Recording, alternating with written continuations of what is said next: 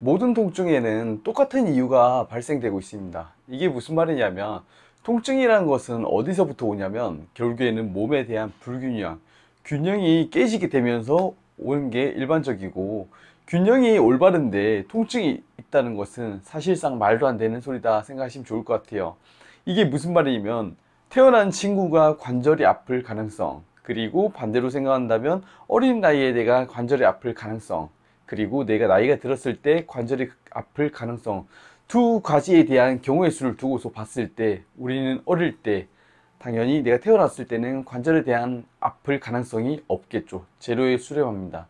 이 말즉슨 결국에는 우리가 나이가 들어가면서 몸을 자꾸 쓰게 되어지고, 그 과정 속에서 몸은 뒤틀리고 틀어지면서 불균형이라는 게 초래하게 되고, 이 불균형이라는 것은 단순하게 생각한다면 어깨 높낮이, 골반 높낮이, 그리고 골반에 대한 틀어짐, 다리 길이 차이 등등과 같이 이런 양상이 나타나겠지만, 이걸 좀 더 깊게 딥하게 가져간다면, 예를 들자면 어깨 충돌 증후군, 아니면 오십견, 허리 디스크, 무릎 손상, 발목 골절 등등 다양한 이런 형태로 통증이 나타날 수밖에 없겠죠. 이러한 이유 때문에 우리는 불균형이라는 것을 해소해야만 하고, 이 불균형이라는 것을 해소하지 못한다면 이 통증은 순간적으로 잠시 좋아질 수는 있겠지만 결국에는 다시 돌아간다는 것을 이해하셔야 됩니다. 내가 허리가 아팠을 때, 어깨가 아팠을 때, 무릎이 아팠을 때, 목이 아팠을 때, 병원을 갔을 때 뭘 해주던가요? 결국엔 수술, 그리고 물리치료, 도수치료, 아니면 침치료 등과 같은 이런 간단한 그 극소 부위에 대한 부분만 결국엔 치료를 해주게 되는데, 그게 과연 근본적인 치료 방식이라고 한다면 우리는 한 번 병원을 갔다 온 다음부터는 다시는 병원을 찾을 일이 없어야 됩니다.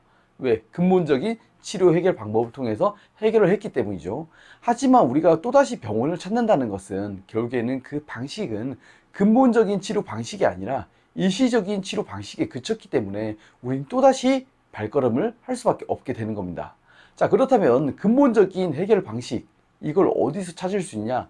이게 바로 균형을 맞추는 불균형 해소에 대한 방법이고, 그렇다면 불균형을 해소하기 위해서 좀 더 쉽게 접근할 수 있는 방법이 없냐?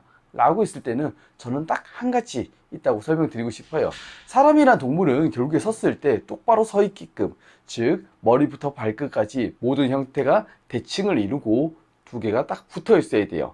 이게 무슨 말이냐면, 서 있는 분들 간혹 보시면은 서 있는 상태에서 내 다리를 한번 보세요. 많은 분들께서 다리를 붙였을 때 무릎과 종아리 라인들, 이 영역들이 잘 안 붙는 분들이 많으세요.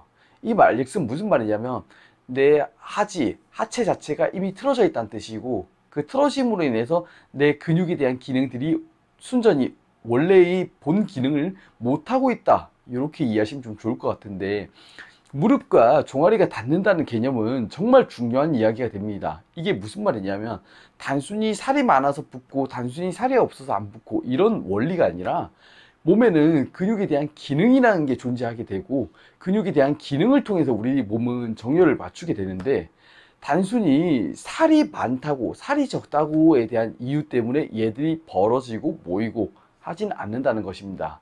이걸 좀 더 쉽게 설명드리자면, 허벅지 전면부와 허벅지 후면부, 앞부분과 뒷부분에 대한 힘이 생기게 되면은 당연히 안과 바깥쪽에 대한 힘도 어느 정도 양상이 차게 되고요.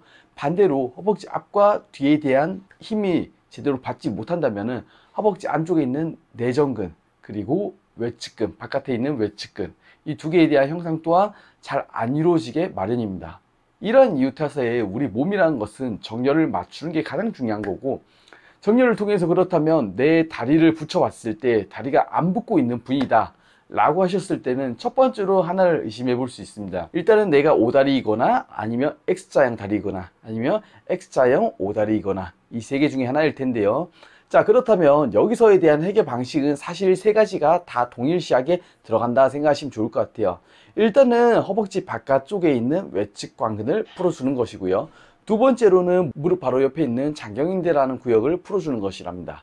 이 영상에 대한 부분, 그리고 이걸 어떻게 풀어야 되는지에 대한 영상에 대한 부분은 제가 지난 영상에서 많이 올려드렸기 때문에 한번 참고해 보시면 좋을 것 같고요.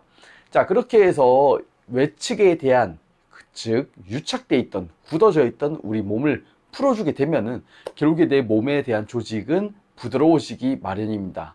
자, 그렇다면 통증이 있으신 분들이 제일 첫 번째로 해야 되는 것이 뭐냐? 첫 번째는 유착을 풀어주는 형태입니다.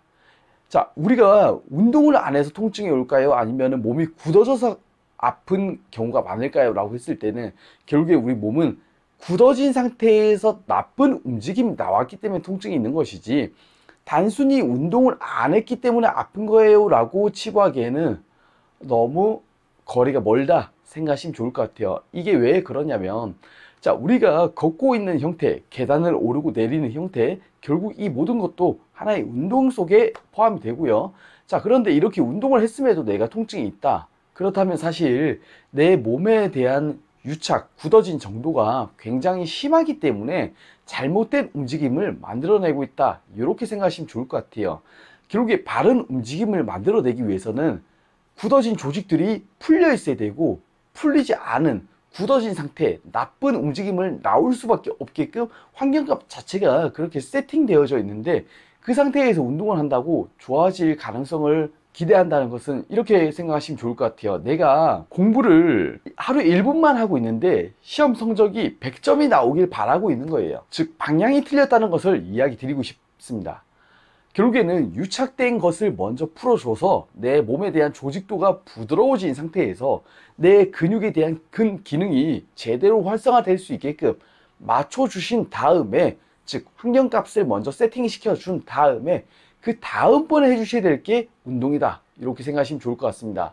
그래서 제가 지난 영상들에서 계속 풀어주는 것에 대한 영상을 강조할 수밖에 없었던 것은, 몸에 대한 유착은 그 어떤 누구도 피해갈 수가 없는 영역이고, 몸이 굳어져 간다는 것은 나이가 든 사람이든 나이가 젊은 사람이든 남녀노소든 누구든 간에 굳어져 가기 때문에 이 구간을 제일 먼저 체킹해 보시고 제일 먼저 풀어주시고 나서 환경값을 올바르게 만들고 나서 그 다음에 중요한 운동을 해보시는 것을 권해드리고 싶습니다. 오늘 영상에서 내용이 이해 안 되셨다면 댓글로 남겨주시면 답변 드리도록 하겠으며, 제가 이 단순히 유튜브를 보면서 궁금해 하시는 분들께 조금이나마 도움을 드리고자 오픈 채팅방을 만들었는데, 커뮤니티 글에 보시면 나와 있기 때문에 한번 참고해 보시고 들어와 주시면 감사하겠습니다. 오늘 영상은 여기까지고요. 내용이 좋으셨다면 구독과 좋아요 부탁드리겠습니다. 감사합니다.